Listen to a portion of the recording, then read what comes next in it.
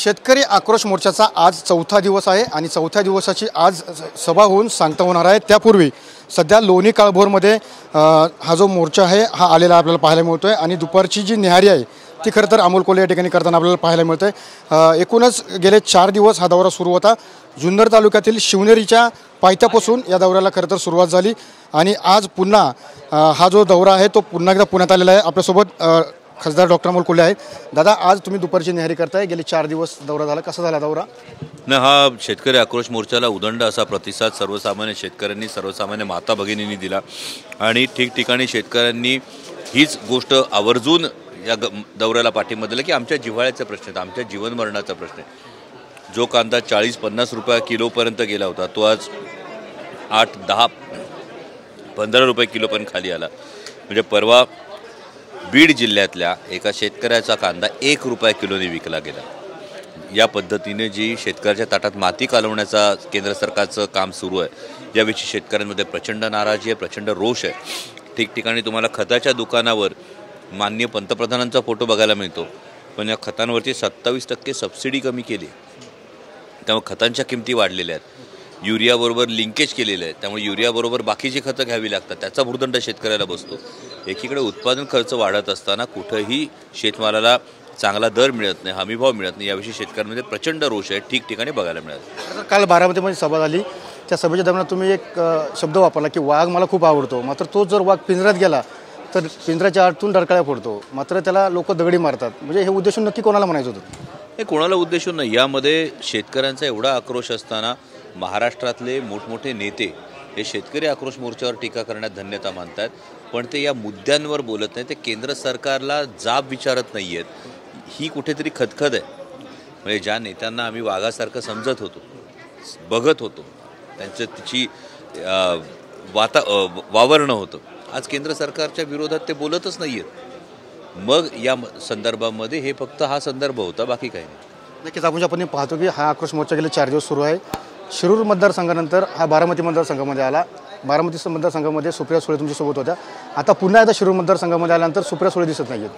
नाही, सुप्रियाताईंचे आज त्यांच्या मतदारसंघातले काही पूर्वनियोजित कार्यक्रम होते आणि त्यानंतर ताई आता सभेला जॉईन होणार आहेत। आदरणीय शरदचंद्रजी पवार साहेब, खासदार संजयजी राऊत आणि माजी मंत्री बाळासाहेबजी थोरात यांची ही संयुक्त सभा, महाविकास आघाडीची संयुक्त सभा आहे, या सभेला ताई जॉईन होणार आहेत। तर आज सभा होणार आहे, सभा झाल्यानंतर पुढची ध्येय धोरणं तुमची काय असणार आहे? कारण शेतकऱ्यांची जी कांदा निर्यात बंदी आहे ती उठवण्यासाठी काय तुम्ही पुढची ध्येय? यामध्ये माननीय मुख्यमंत्र्यांची, माझ्या माहितीप्रमाणे त्यांचं जे शिवसंकल्प अभियान आहे ते शिरूर लोकसभा मतदारसंघापासून सुरू होतं आहे। या आनंदाची, अभिमानाची गोष्ट आहे आणि माननीय मुख्यमंत्री महोदयांनी शेतकरी आक्रोश मोर्चाची ही व्यवस्थित दखल घेतली आहे, याचीच ही पोचपावती आहे। माननीय मुख्यमंत्री महोदयांचं मी शिरूर लोकसभा मतदारसंघामध्ये मनापासून स्वागत करतो, पण त्याचवेळी माननीय मुख्यमंत्री महोदयांना हीच कळकळीची विनंती आहे की कांदा निर्यातबंदी उठवण्यासाठी आपण केंद्र सरकारकडे तातडीनं यामध्ये केंद्र सरकारकडे आग्रही भूमिका मांडावी।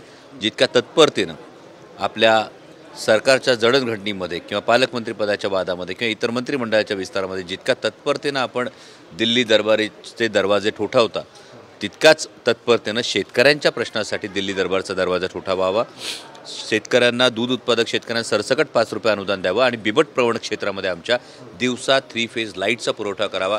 माननीय मुख्यमंत्र्यांनी शिवसंकल्प अभियानाला येताना छत्रपती शिवाजी महाराजांच्या, छत्रपती संभाजी महाराजांच्या बलिदानानं पावन झालेल्या, छत्रपती शिवाजी महाराजांच्या पदस्पर्शानं पावन झालेल्या शिरूर लोकसभा मतदारसंघामध्ये माननीय मुख्यमंत्री येतात। माननीय मुख्यमंत्री या 3 निर्णयांच्या संदर्भात सकारात्मक निर्णय घेऊन आले, मी स्वतः त्यांच्या स्वागताला उभा राहील। तर आता 2023 संपतंय, 2024 येतंय, 2024चा नवीन वर्षाचा संकल्प तुमचा काय असणार आहे? कसं आहे, नवीन वर्षाचा असा वेगळा संकल्प हा नाही, पण या प्रश्नांना तडीस नेणं एक फार महत्त्वाची गोष्ट आहे की 2024मध्ये पुणे नाशिक महामार्ग असेल, तळेगाव चाकण शिक्रापूर महामार्ग असेल, त्यानंतर वाघोली ते शिक्रापूर एलिव्हेटेड कॉरिडॉर असेल, या 3ही एलिव्हेटेड कॉरिडॉरचं 19,500 कोटी रुपयांचं काम हे या नवीन वर्षात सुरू होते। त्यामुळे वाहतूक कोंडीतून सुटका मिळण्याच्या दृष्टीनं, नागरिकांच्या हिताच्या दृष्टीनं ही एक फार महत्त्वाची गोष्ट होते। त्याचबरोबरीनं नवीन वर्षामध्ये इंद्रायणी मेडिसिटीचा प्रकल्प मार्गी लागावा यासाठी मी प्रयत्नरत असेल आणि बिबट हा जो एक फार महत्त्वाचा मुद्दा आहे तर बिबट्याच्या प्रजनन नियंत्रणाबरोबरच दिवसा 3 फेज लाईट ही अखंडित मिळावी आणि माझ्या नागरिकांच्या मनात जी एक दहशत आहे, या दहशतीतून त्यांना बिबट प्रवण क्षेत्रातल्या नागरिकांना सुटकारा मिळावा यासाठी माझे प्रयत्न सुरू राहतील. 2024ला लोकसभेची निवडणूक होते, तुम्ही लोकांसमोर कसं जाणार आहात?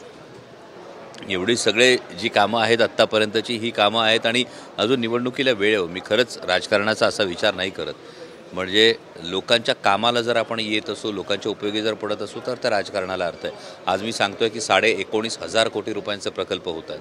कोविडच्या काळामध्ये 5 लाख नागरिकांचं लसीकरण झालेलं आहे. फॅबीफ्लूसारखी गोळी जिची जेव्हा 27% किंमत कमी झाली, याचा फायदा अख्ख्या देशाला झालेला आहे. तुमच्या माध्यमातून जर लोकहिताची 4 कामं झाली तर त्याला अर्थ आहे. त्यामध्ये फक्त निवडणूक हे साध्य माझं कधीच नाही. खरं तर पुढील वर्ष निवडणुकीचं आहे, तुम्ही निवडणुकीच्या नंतर उभा राहणार, तुम्ही निवडून येणार, काय वाटतं तुम्हाला? हे बघा, मी काय कोण ठरवणार आहे मी निवडून येणार नाही येणार? मायबाप जनता ठरवेल. जर मी जे काही काम केलं या कामाची पोचपावती म्हणून मायबाप जनतेने आशीर्वाद द्यायचा ठरवला तर मायबाप जनता ठरवेल. खरं तर महायुतीने सांगितलं की 45 जागांवरती त्यांनी दावा केला की 45 जागा ते जिंकणार आहेत. तर पुढे महाविकास आघाडीचा जागांचा प्रश्न कसा सुटणार आहे? हे बघा, महायुतीच्या जागांचा दावा आणि आत्ता जो सी वोटरचा सर्वे आला, या दोनमध्ये फार मोठी तफावत आहे. म्हणजे सी वोटरच्या सर्वेनुसार महाविकास आघाडीला 28 ते 30 जागा मिळत आहेत आणि महायुतीला जेमतेम सगळं मिळून जेमतेम 18-19 जागा मिळतात. कुठं 18-19, कुठे 45. त्यामुळे उगाच आपल्या कार्यकर्त्यांचा उत्साह कायम राहावा या दृष्टीनं महायुतीचे नेते अशी विधानं करत असतील. नक्कीच आपण ज्या पद्धतीने पाहिलं की महायुतीने जो दावा केला आहे की 45 जागांपेक्षा जास्त उमेदवार आमचे निवडून येतील, मात्र सी वोटरचा जो आलेला आहे अहवाल त्यानुसार कुठंतरी त्यांना 17 ते 18 जागा मिळतील असं या ठिकाणी अमोल कोल्हे यांनी आपल्याला सांगितलेलं पाहायला मिळत आहे. कारण अभिजित सह मी सुनील दगडे, TV9 मराठी, पुणे.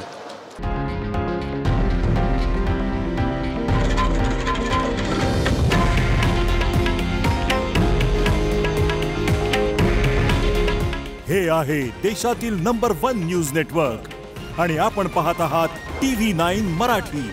काळजी तुमची, हित महाराष्ट्राचं.